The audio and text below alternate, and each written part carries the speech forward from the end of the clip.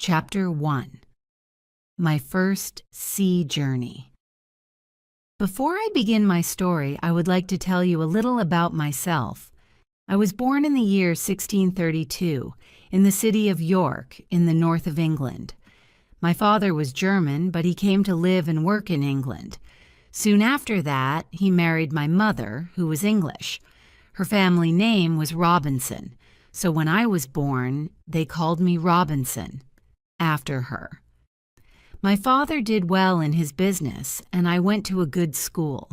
He wanted me to get a good job and live a quiet, comfortable life, but I didn't want that. I wanted adventure and an exciting life. I want to be a sailor and go to sea, I told my mother and father. They were very unhappy about this. "Please don't go," my father said. "You won't be happy, you know. Sailors have a difficult and dangerous life." And because I loved him and he was unhappy, I tried to forget about the sea. But I couldn't forget, and about a year later, I saw a friend in town. His father had a ship, and my friend said to me, "We're sailing to London tomorrow. Why don't you come with us?" And so, on September 1st, 1651, I went to Hull, and the next day we sailed for London. But a few days later there was a strong wind. The sea was rough and dangerous, and the ship went up and down, up and down. I was very ill and very afraid. "Oh, I don't want to die," I cried. "I want to live. If I live, I'll go home and never go to sea again." The next day the wind dropped, and the sea was quiet and beautiful again. "Well, Bob," my friend laughed, "how do you feel now? The wind wasn't too bad." "What?" I cried. "It was a terrible storm." "Oh, that wasn't a storm," my friend answered. "Just a little wind. Forget it. Come and have a drink." After a few drinks with my friend, I felt better. I forgot about the danger and decided not to go home. I didn't want my friends and family to laugh at me. I stayed in London for some time, but I still wanted to go to sea. So when the captain of a ship asked me to go with him to Guinea in Africa, I agreed. And so I went to sea for the second time. It was a good ship and everything went well at first, but I was very ill again. Then, when we were near the Canary Islands, a Turkish pirate ship came after us. They were famous thieves of the sea at that time. There was a long, hard fight, but when it finished, we and the ship were prisoners. The Turkish captain and his men took us to Salé in Morocco. They wanted to sell us as slaves in the markets there. But in the end, the Turkish captain decided to keep me for himself and took me home with him. This was a sudden and terrible change in my life. I was now a slave, and this Turkish captain was my master. Chapter 2. Down the coast of Africa. For 2 long years, I lived the life of a slave. I worked in the house and the garden, and every day I planned to escape, but it was never possible. I thought about it day and night. My master liked to go fishing in a little boat, and he always took me with him. A man called Molly and a young boy also went with us. One day, my master said to us, "Some of my friends want to go fishing tomorrow. Get the boat ready." So we put a lot of food and drink on the boat, and the next morning we waited for my master and his friends. But when my master arrived, he was alone. "My friends don't want to go fishing today," he said to me, "but you go with Molly and the boy and catch some fish for our supper tonight." "Yes, master," I answered quietly, but inside I was excited. "Perhaps now I can escape," I said to myself. My master went back to his friends, and we took the boat out to sea. For a time, we fished quietly, and then I moved carefully behind Molly and knocked him into the water. "Swim!" I cried. "Swim to the shore!"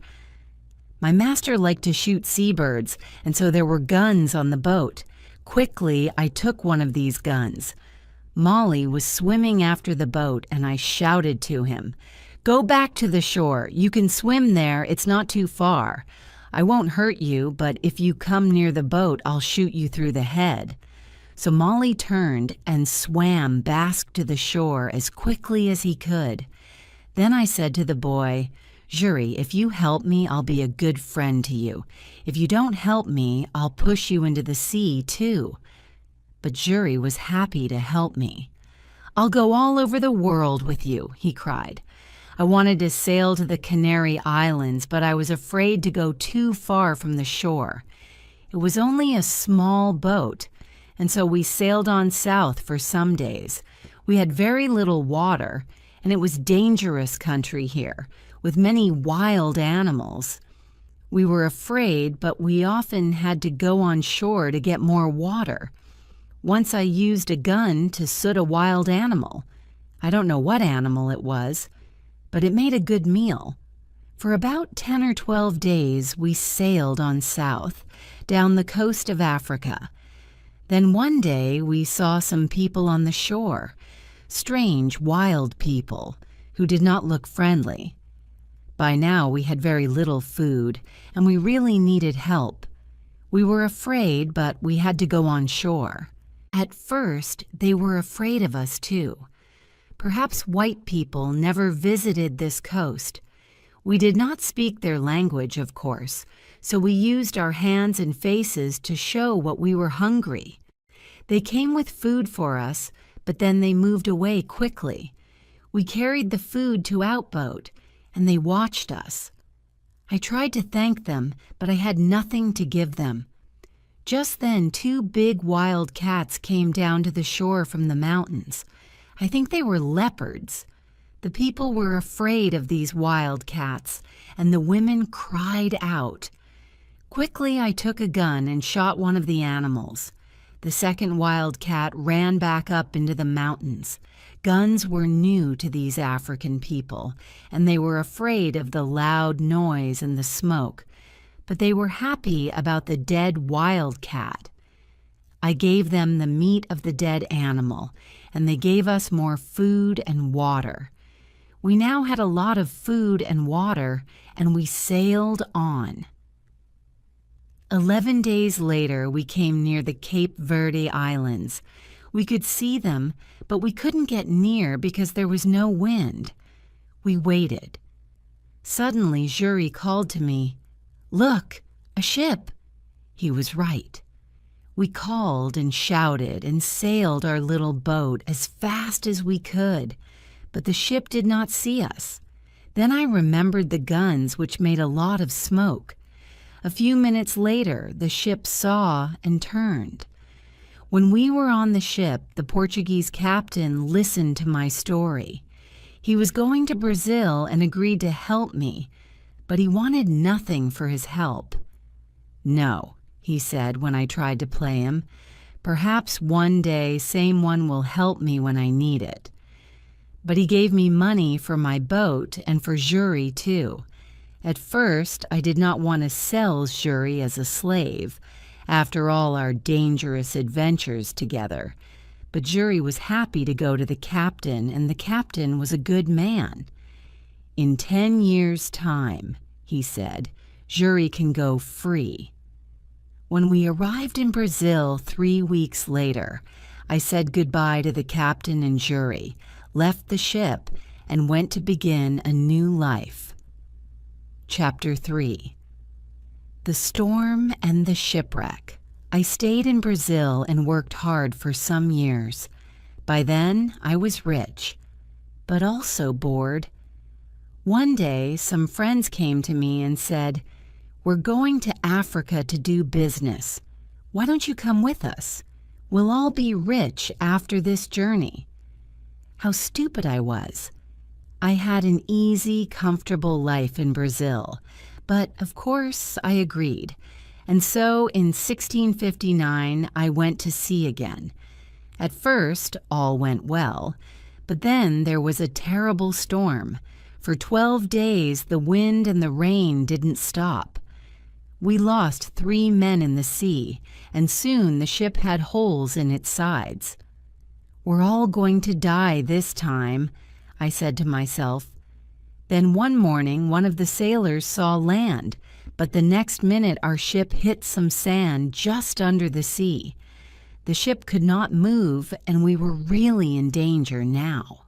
The sea was trying to break the ship into pieces, and we had very little time. Quickly, we put a boat into the sea and got off the ship. But the sea was very rough, and our little boat could not live for long in that wild water.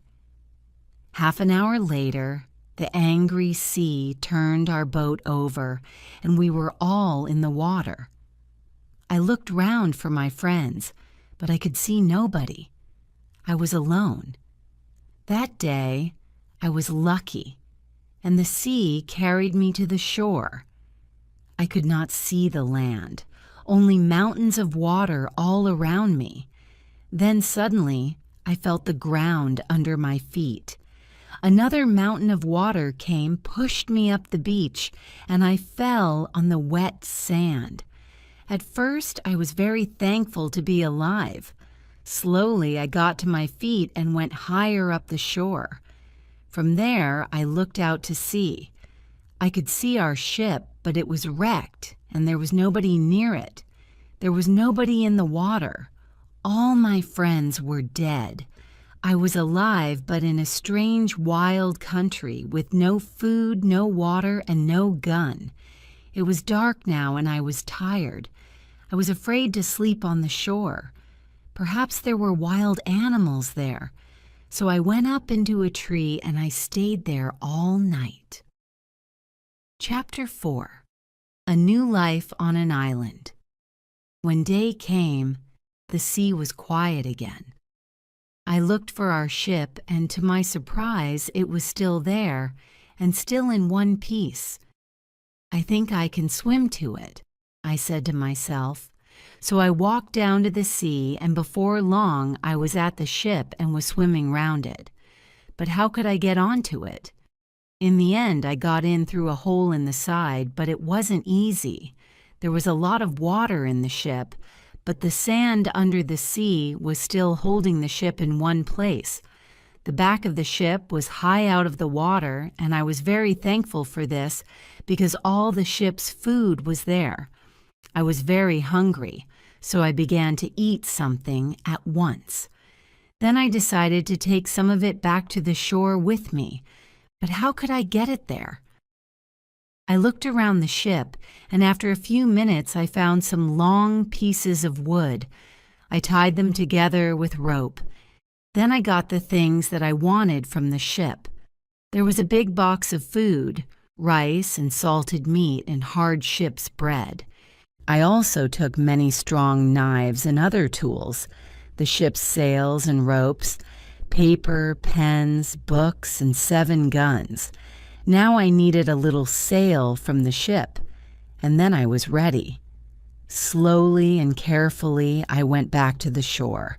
It was difficult to stop my things from falling into the sea, but in the end, I got everything onto the shore. Now I needed somewhere to keep my things. There were some hills around me, so I decided to build myself a little house on one of them. I walked to the top of the highest hill and looked down. I was very unhappy because I saw then that I was on an island. There were 2 smaller islands a few miles away, and after that, only the sea, just the sea, for mile after mile after mile. After a time, I found a little cave in the side of a hill. In front of it, there was a good place to make a home. So I used the ship's sails, rope, and pieces of wood, and after a lot of hard work, I had a very fine tent. The cave at the back of my tent was a good place to keep my food, and so I called it my kitchen. That night, I went to sleep in my new home. The next day, I thought about the possible dangers on the island. Were there wild animals and perhaps wild people too on my island? I didn't know, but I was very afraid. So I decided to build a very strong fence. I cut down young trees and put them in the ground in a half circle around the front of my tent. I used many of the ship's ropes too, and in the end my fence was as strong as a stone wall. Nobody could get over it, through it, or round it. Making tents and building fences is hard work. I needed many tools to help me, so I decided to go back to the ship again and get some more things.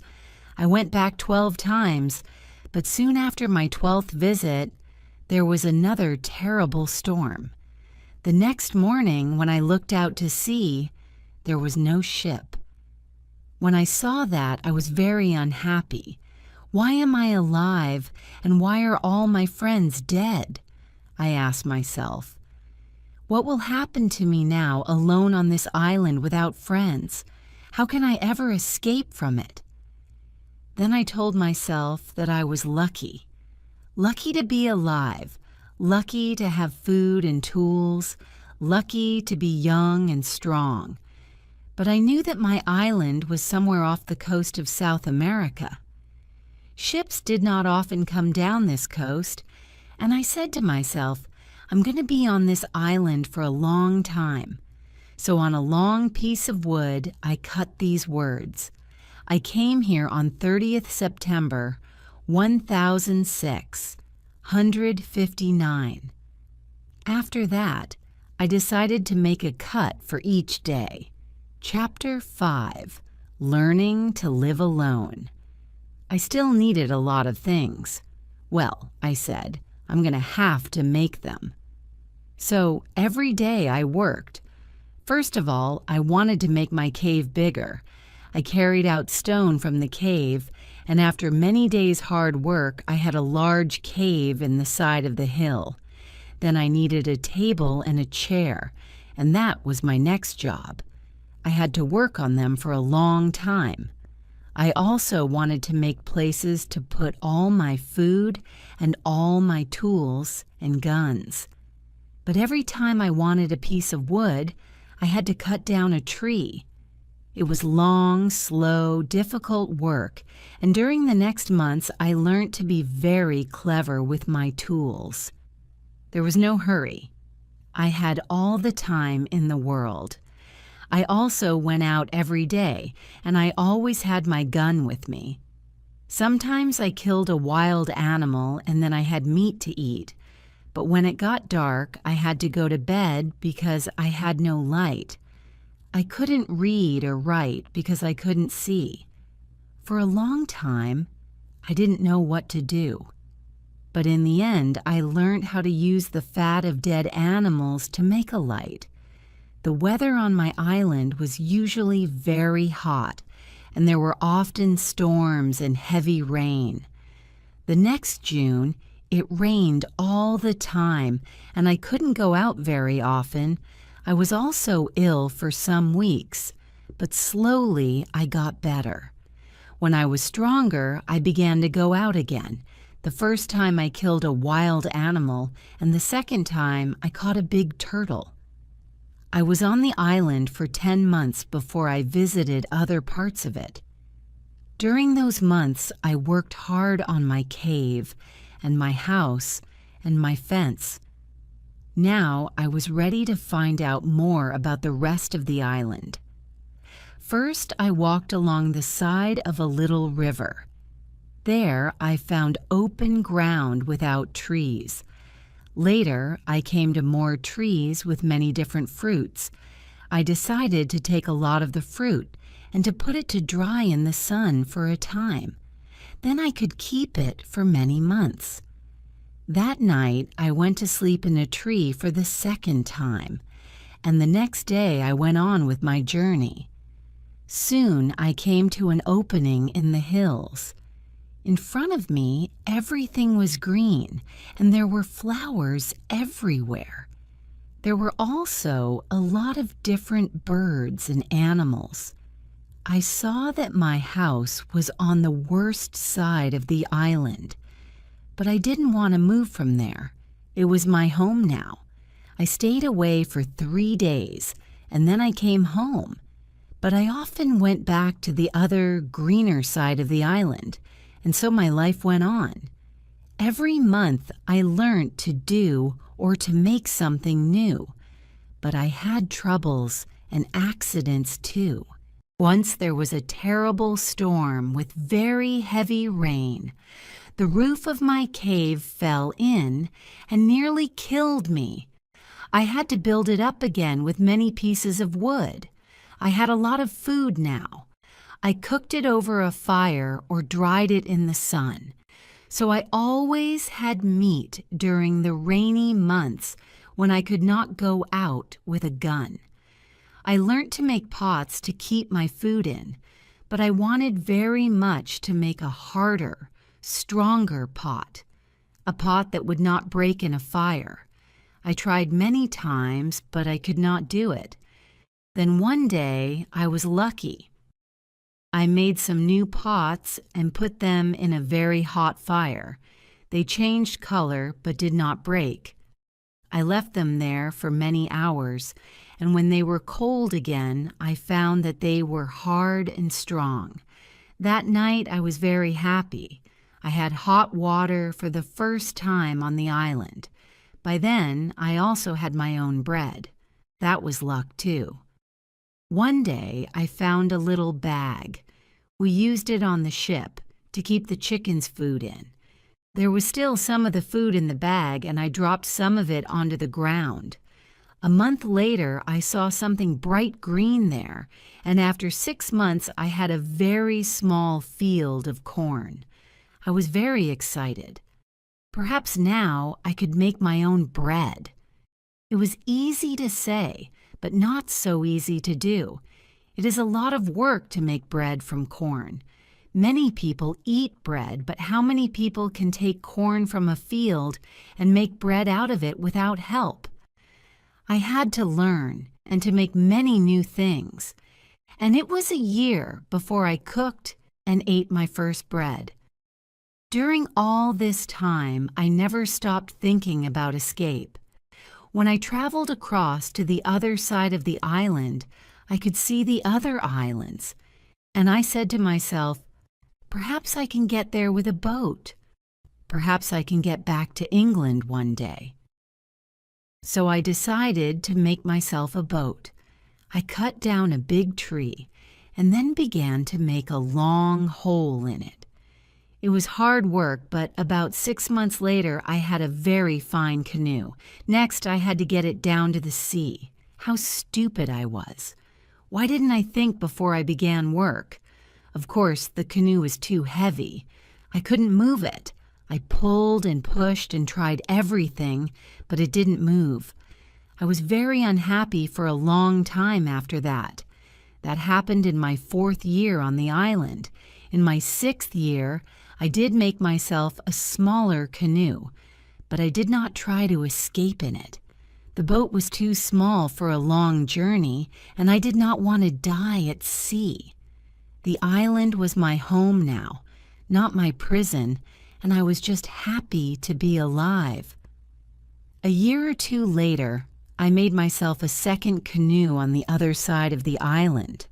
I also built myself a second house there, and so I had 2 homes. My life was still busy from morning to night. There were always things to do or to make. I learnt to make new clothes for myself from the skins of dead animals. They looked very strange, it is true, but they kept me dry in the rain. I kept food and tools at both my houses, and also wild goats. There were many goats on the island, and I made fields with high fences to keep them in. They learnt to take food from me, and soon I had goat's milk to drink every day. I also worked hard in my cornfields, and so many years went by. Chapter 6. A Footprint. Then, one year, Something strange and terrible happened. I often walked along the shore, and one day I saw something in the sand. I went over to look at it more carefully and stopped in sudden surprise.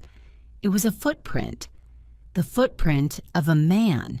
Who could this be? Afraid, I looked around me. I listened. I waited. Nothing. I was more and more afraid. Perhaps this man was one of those wild people who killed and ate other men. I looked everywhere, but there was nobody and no other footprint. I turned and hurried home. "There's someone on my island," I said to myself. "Perhaps he knows about me. Perhaps he's watching me now from behind a tree. Perhaps he wants to kill me." That night, I couldn't sleep. The next day, I got all my guns ready and I put more wood and young trees around my house. Nobody could see me now. But after 15 years alone on the island, I was afraid and I did not leave my cave for 3 days. In the end, I had to go out to milk my goats. But for 2 years, I was afraid. I stayed near my home and I never used my guns because I didn't want to make a noise. I could not forget the footprint, but I saw and heard nothing more, and slowly I began to feel happier. One day, a year later, I was over on the west side of the island. From there, I could see the other islands, and I could also see a boat far out to sea. If you have a boat, I thought, it's easy to sail across to this island. Perhaps that explains the footprint. It was a visitor from one of the other islands. I began to move more freely around the island again and built myself a third house. It was a very secret place in a cave. "No wild man will ever find that," I said to myself. Then one year something happened which I can never forget. I was again on the west side of the island and was walking along the shore. Suddenly, I saw something which made me feel ill. There were heads, arms, feet, and other pieces of men's bodies everywhere. For a minute, I couldn't think, and then I understood.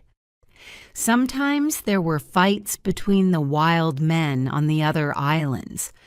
Then they came here to my island with their prisoners, to kill them, cook them, and eat them. Slowly I went home, but I was very angry. How could men do this? For many months I watched carefully for the smoke from fires, but I didn't see anything. Somehow the wild men came and went, and I never saw them. I was angry and afraid. I wanted to shoot them all, but there were many of them, and only one of me. "Perhaps I can shoot 2 or 3, I said to myself, "but then they will kill and eat me." Then one morning in my 23rd year on the island, I was out in my fields, and I saw the smoke from a fire. Quickly, I went up the hill to watch. There were 9 men around the fire, and they were cooking their terrible food. Then these wild men danced round the fire, singing and shouting. This went on for about 2 hours, and then they got into their boats and sailed away. I went down to the shore and saw the blood of the dead men on the sand. "The next time they come, I'm going to kill them," I said angrily. Chapter 7. Man Friday. For 2 years, I never went anywhere without my gun. I felt lonely and afraid and had many sleepless nights. One night, there was a very bad storm, and I thought I heard the sound of guns out at sea. The next morning, I looked out and saw a ship. It was lying on its side not far from the shore. Quickly, I put my little boat in the water and sailed out to it. There were 2 dead men on the ship, but no one alive. The bodies of the other sailors were lost in the sea. I took some clothes and tools and also a box of Spanish gold and silver money. I was a rich man now, but what use was money to me? I could not buy anything with it. I wanted people, a friend, somebody to talk to, somebody who could help me escape from my island. One morning, I woke up and made a plan. I'll try to catch one of the prisoners of the wild men, I said to myself. He'll be happy to be alive, and perhaps he'll help me to escape. I watched day and night, but for a year and a half there were no boats. Then one day 5 boats came. There were about 30 men, and they had 2 prisoners. They made their fire on the sand and danced round it. Then they killed one of the prisoners and began to cook their terrible meal. The second prisoner waited under the trees with 2 men to watch him. Suddenly, the prisoner turned and ran. The 2 men ran after him, but the other wild men were busy round the fire and did not see what was happening. The prisoner ran like a wild goat, and soon I saw that he was coming near the bottom of my hill. As fast as I could, I ran down the hill and jumped out of the trees between the prisoner and the 2 wild men. I hit the first man with the wooden end of my gun and he fell down, but I had to shoot the second man. The poor prisoner did not move. He was afraid of the noise of my gun. I called to him and tried to show him that I was friendly. Slowly, he moved nearer to me, but just then the first wild man began to get up from the ground. Then the prisoner spoke, and I understood that he wanted my sword. How happy I was to hear words again. I gave him my sword, and at once he cut off the head of his enemy. Hurriedly, we hid the dead bodies under some leaves and then left quickly. I took my prisoner to my secret cave on the other side of the island and gave him food and drink. After that, he went to sleep. He was a fine young man, about 25 years old, tall and well-built, with a kind face and a nice smile. He had a brown skin, black hair, bright eyes, and strong white teeth. I decided to give him the name of Man Friday because I first saw him on a Friday. When he woke up in the morning, he ran out to me. I was milking my goats in the field, and he got down on the ground and put his head near my foot. I understood that he was thanking me, and I tried to show him that I was his friend. I began to teach him to speak English, and soon he could say his name, Master, and yes and no. How good it was to hear a man's voice again. Later that day, we went back to my first house. We went carefully along the beach, but there were no boats and no wild men, just blood and bones all over the sand. I felt ill, but Friday wanted to eat the pieces of men's bodies which were still on the ground. I showed him that this was terrible for me, and he understood. When we got to my house, I gave Man Friday some trousers, and I made him a coat and a hat. He liked his new clothes very much. Then I made him a little tent to sleep in, but for a few weeks I always took my gun to bed with me. Perhaps Friday was still a wild man and would try to kill me in the night. At first, Friday was very afraid of my gun. Sometimes he talked to it and asked it not to kill him. Friday was a quick learner, and his English got better day by day. He helped me with the goats and with the work in the cornfields, and soon we were good friends. I enjoyed teaching him, and most of all, having a friend to talk to. This was the happiest of all my years on the island. Friday and I lived together happily for 3 years. I told him the story of my adventures and about life in England, and he told me about his country and his people. One day we were at the top of the highest hill on the island, and we were looking out to sea. It was a very clear day, and we could see a long way. Suddenly, Friday began to jump up and down, very excited. "What's the matter?" I said. "Look, Master, look!" Friday cried. "I can see my country. Look over there." I looked, and there to the northwest, between the sea and the sky, was a long, thin piece of land. I learnt later that it was the island of Trinidad, and that my island was in the mouth of the river Orinoco on the north coast of South America. I began to think again about escape. Perhaps Friday wanted to go home too. Perhaps together we could get to his country. But what then? Would Friday still be my friend, or would his people kill me and eat me? I took Friday to the other side of the island and showed him my big canoe. It still lay under the trees. It was very old now, and there were holes in the wood. "Could a boat like this sail to your country, Friday?" I asked him. "Oh, yes," he answered. "A boat like this can carry a lot of food and drink." "Then we'll make another canoe like it, and you can go home in it," I said. But Friday looked very unhappy. "Why are you angry with me?" he asked. "What have I done? Why do you want to send me home?" "But I thought you wanted to go home," I said. "Yes, but you must come with me. Kill me if you want, but don't send me away from you."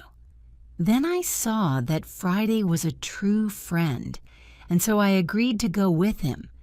We began work on the canoe at once. Friday chose the tree himself.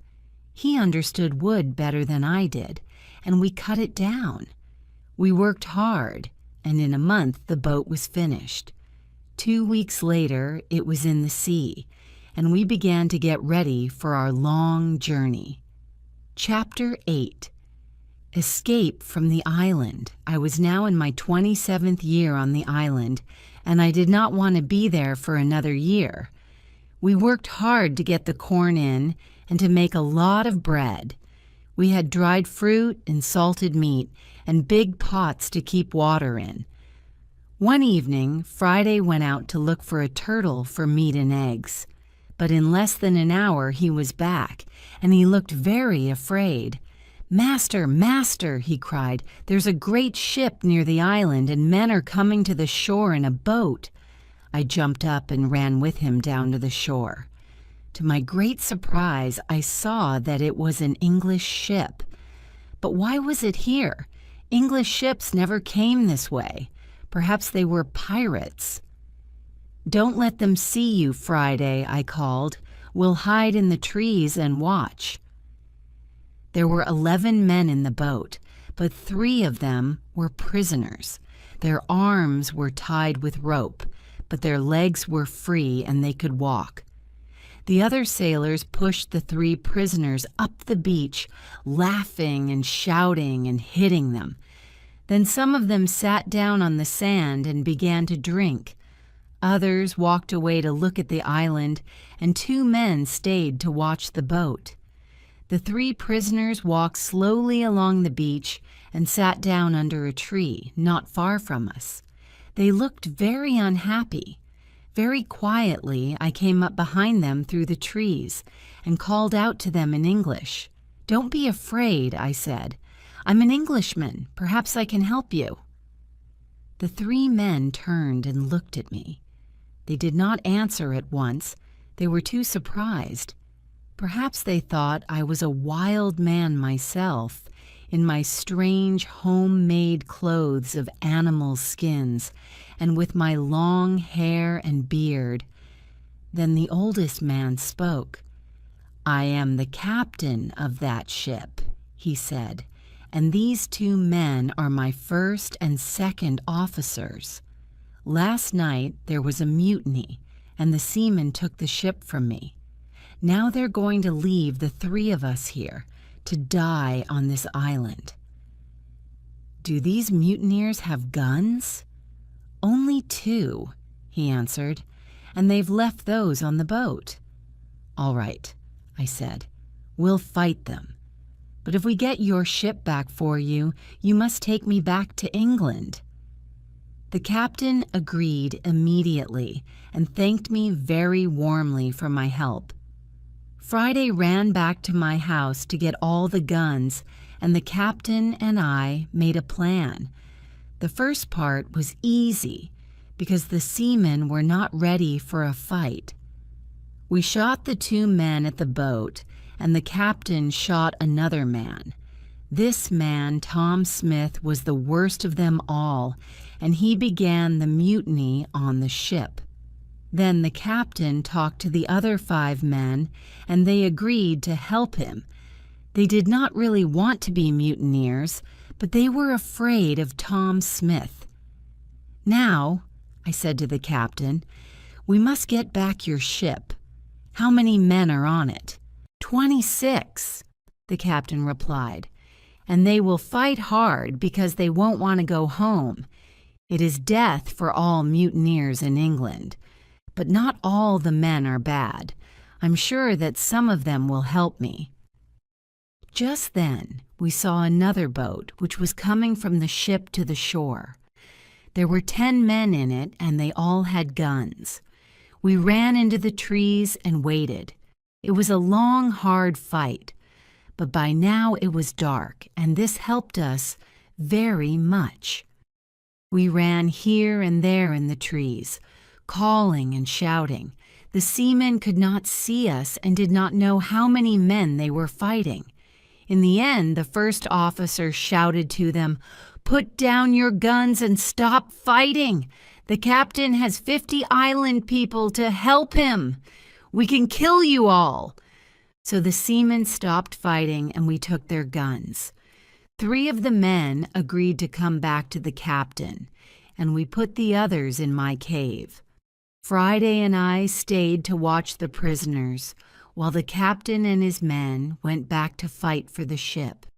All night we listened to the sound of guns and shouting, but in the morning when the sun came up, the captain was master of his ship again.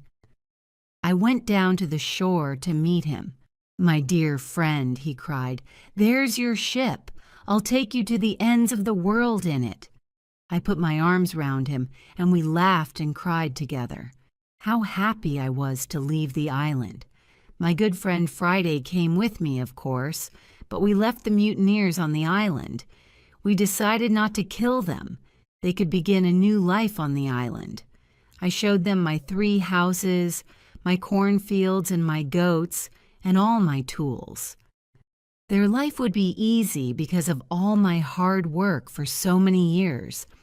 And so, on the 19th of December, 1686, after 27 years, 2 months, and 19 days, I said goodbye to my island and sailed home to England. Chapter 9. Home in England.